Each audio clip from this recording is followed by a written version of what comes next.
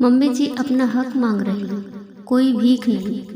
रेवती को समझ आ गया उसे अब क्या करना है। उसने लिस्ट बनाई और पापा जी को जाकर दे दिया और कमरे में आकर अपनी बेटी सुभी के साथ खेलने लगी और साथ ही इंतजार करने लगी कि कब सासू जी के गुस्से का बम उसके ऊपर गिरेगा। उसने सोच लिया था कि आज और अभी सारा खिस्सा खत्म करके ही रहेगी। 10 मिनट ही बीते थे कि सासू जी नैना देवी कमरे में साड़ी का पल्लू कमर में खोजती हुई गुस्से में घुसी। बहू, सर में लिहाज का चूल्हे में झोंक दिया या क्या लिस्ट पकड़ा आई हो अपने ससुर जी को? क्यों मम्मी जी, लिस्ट बहुत लंबी हो गई है क्या? अरे मम्मी जी, सामान और भी मंगवाना है, लेकिन सोचा कि अगली बार लिस्ट में लिख दूंगी। रेवती ने भी बहुत ही मासूमियत से कहा। दिमाग खराब हो गया है क्या? कभी सुना है कि एक बहू ने ससुर से यह सब सामान मंगवाया? क्या यही संस्कार तुमने सीखा है? एक बहू को यह सब शोभा नहीं देता। अरे ये सामान तुम खुद मंगवा सकती थी, या तुम मुझसे कहती मैं मंगवा देती, या फिर रिंकी ले आती। नैना देवी का पारा चढ़ता ही जा रहा था। मम्मी जी, आप शायद भूल रही हैं कि मैंने आपसे 2 दिन पहले ही कहा था कि मुझे कुछ ज़रूरी सामान मंगवाना है, तो आपने ही कहा था कि संडे को तुम्हारे पापा जी बाजार जाएंगे तो ले आएंगे।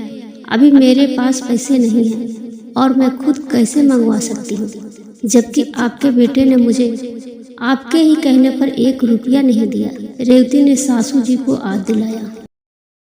रेवती का ससुराल गांव में है और उसकी शादी के 3 साल हो गए हैं। उसका पति अजय दूसरे शहर में नौकरी करता है। गांव में सास ससुर ननद है। अभी सुभी छोटी है, इसलिए रेवती अधिकतर सास ससुर के पास ही रहती है। अजय 2-3 महीने के अंतराल में गांव में आता है। जाते समय ससुर जी रेवती और बेटी सुभी के खर्चों के नाम पर अपने लिए अजय से मोटी रकम ले लेती थी। रेवती जब अपने लिए पैसे अजय से मांगती तो नैना देवी चीनी की बोरी बन जाती और कहती, क्या करोगे तुम पैसे लेकर? अरे यहाँ हम हैं, तुम्हारे पिताजी हैं, तुमको जो चाहिए होगा मुझसे या पिताजी से कहना, सब ला देंगे। यह उस समय की बात है जब सैलरी हाथ में मिलती थी। फिर भी मम्मी जी, कुछ तो मेरे पास होना चाहिए। ऐसी बहुत ही ज़रूरतें होती है जो आप लोगों से कैसे मंगवा सकती हूँ। और सुभी का भी सामान है, आपने भी तो इनसे पैसे लिए। रेवती नैना देवी को समझाने की कोशिश करती है। ओह, अब समझे हम। तुमको इस बात से जलन हो रही है कि मेरे बेटे अपनी सैलरी मुझे दे दी। और फिर नैना देवी का इमोशनल नौटंकी चालू हो गया। देखा बेटा, मैं तुमसे कह रही थी कि बहू और रिंकी में मैं कोई फर्क नहीं करती, लेकिन तुम्हारी बीवी मुझे माँ नहीं समझती। कोई बात नहीं बेटा, इनके मन की तसल्ली के लिए इसे 100 रुपये दे दो। और फिर अजय पर्स से निकालकर 100 रुपये रेवती के हाथ में रख दिए। मम्मी जी अपना हक मांग रही हूँ, कोई भीख नहीं। ये पैसे भी आप ही रख लीजिए। और रेवती ने 100 रुपये वापस कर दिए। वैसे तो रेवती अपनी और सुभी की ज़रूरत का सामान अजय से मंगवा लेती है, लेकिन कितना और कब तक? कुछ न कुछ सामान कम हो ही जाता है और उसके पास पैसे भी नहीं होते कि वो खुद मंगवा ले। उस समय उसे नैना देवी के आगे मिन्नतें करनी पड़ती, लेकिन मजाल है कि नैना देवी 1 पैसा भी खर्चे के लिए रेवती को दे। हर बार की तरह इस बार जब अजय वापस जाने लगा तो अजय रेवती को भी पैसे देने लगा। तो नैना देवी, जो हमेशा कमरे के इधर उधर घूमती रहती थी, तुरंत अंदर आ गई। अरे बेटा, इसने फिर तुमसे पैसे मांगे।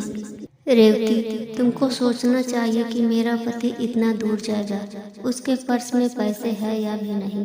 और फिर हम लोग कौन सी कमी रखते हैं? तुमको जो भी चाहिए सामान होता है, हम लोग लाकर देते नहीं हैं क्या?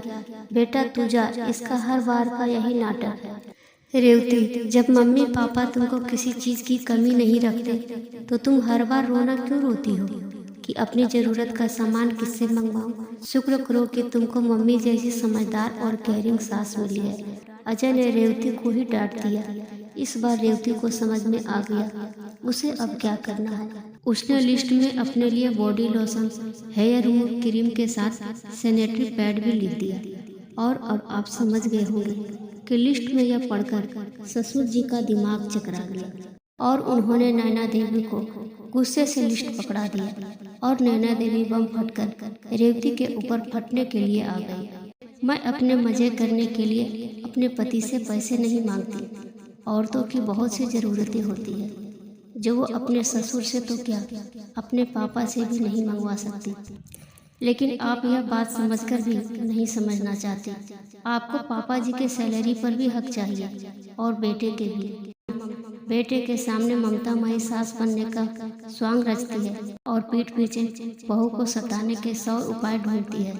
जिस तरह पापा जी के सैलरी पर आपका हक है, उसी तरह मेरे पति के सैलरी पर मेरा।